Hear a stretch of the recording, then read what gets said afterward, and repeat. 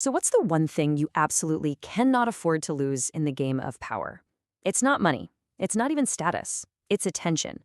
Today, we're diving into one of the most ruthless and, well, effective laws from the battlefield of power. Law 6, court attention at all cost. The logic here is pretty brutal. If you're not seen, you basically don't exist. In the quest for influence, being ignored is like a quiet death. To survive, you have to stand out. You have to become a spectacle. But let's think about this for a second.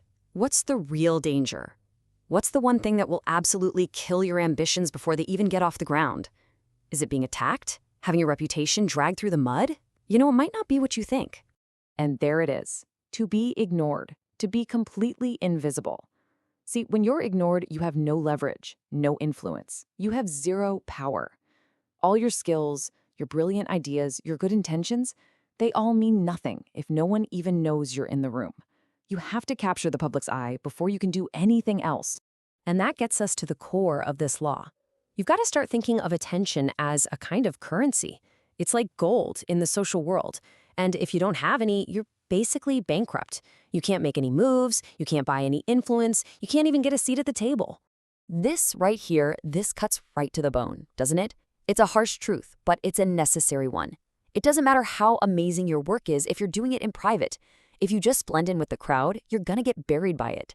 So to gain power, you first have to turn yourself into a magnet for human attention. But how do you do that? Well, let's break down the methods of two very different masters of this dark art. First up, we've got the ringmaster of the sensational, the one and only P.T. Barnum. His approach was just a carnival of chaos. It was loud, it was outrageous, and it was utterly brilliant. He understood a basic human truth. We are all drawn to the strange, the spectacular, and the controversial. Okay, get this.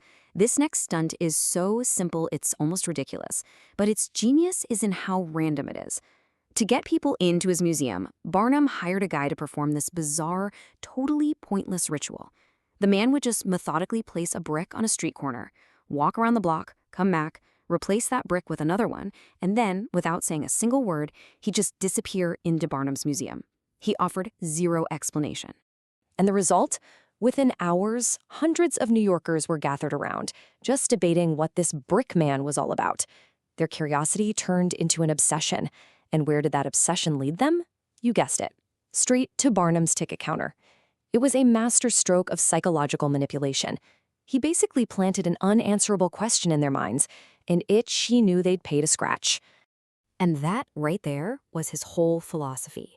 Barnum didn't just put up with scandal, he loved it. He knew that any attention, good or bad, keeps your name on people's lips. An attack from a newspaper, that was just free advertising to him.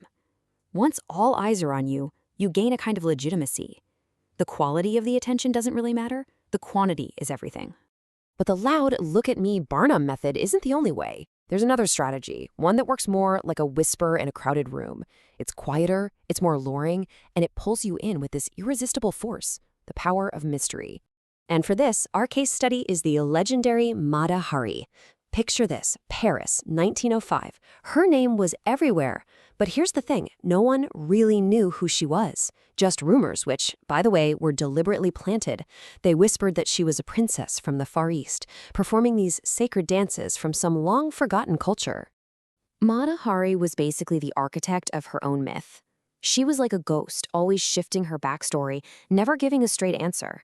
Was she royalty, a priestess, a spy? Nobody knew. And that's the brilliance of her strategy.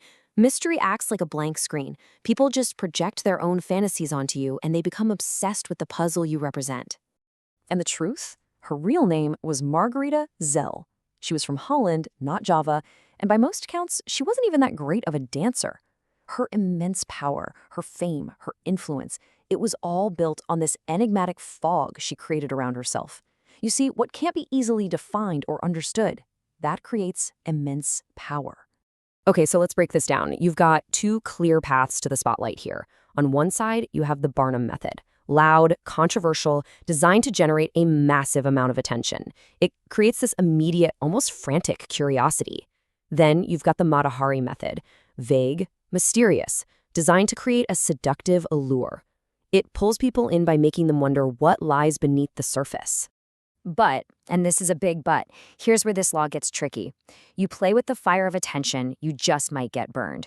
Grasping for the spotlight at the wrong time or in the wrong way won't just fail, it can totally destroy you.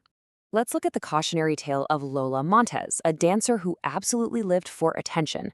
Her fatal mistake came in London back in 1850. She found out Queen Victoria would be at her performance. Now, she knew it was custom for the audience to be seated before the Queen arrived, so Montez decided to make this impossibly audacious move. She showed up after the Queen, on purpose, to steal the spotlight for herself. The result was catastrophic. As she swept into the theater, expecting every single head to turn, the audience made a silent, collective decision.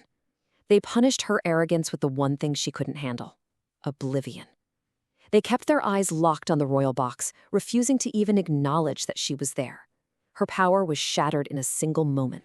And that's the lesson here. The art of courting attention is a really delicate dance. When you're obviously desperately greedy for the spotlight, it just screams insecurity, and that makes you look weak and small. A true master knows you never, ever try to outshine the person in charge. You bow to the king, or you will lose your head.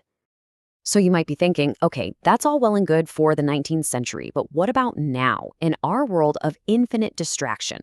Well, the truth is, in an age where literally everyone is fighting for clicks and views, these principles are more relevant than ever. The stage has changed for sure, but the psychology of the audience, it's exactly the same. Think about it. Personal branding, what is that? It's nothing more than crafting a unique, attention-grabbing identity. Or social media. The most successful influencers, they rarely just show a perfect life. No, they create drama, they hint at secrets, they start controversies. They're all using the Barnum and Mata Hari playbooks. In your career, the person who gets promoted isn't always the most competent. It's the one who gets noticed by the right people. It all starts with that unforgettable first impression, giving people a story to tell about you. So what's the ultimate takeaway here? The goal isn't just to be seen, it's to be seen on your terms. You need to become a magnet, pulling people's eyes toward you. But, and this is key, once you have their attention, you have to skillfully manage it. You have to shape how they perceive you, and never, ever let them see you as desperate for their approval. And that leaves us with one final, crucial question. In a world with more noise than ever before, just being good at what you do, it's not enough anymore. You have to be visible. You have to be memorable. So, are you going to be the showman or the enigma? How will you make them look?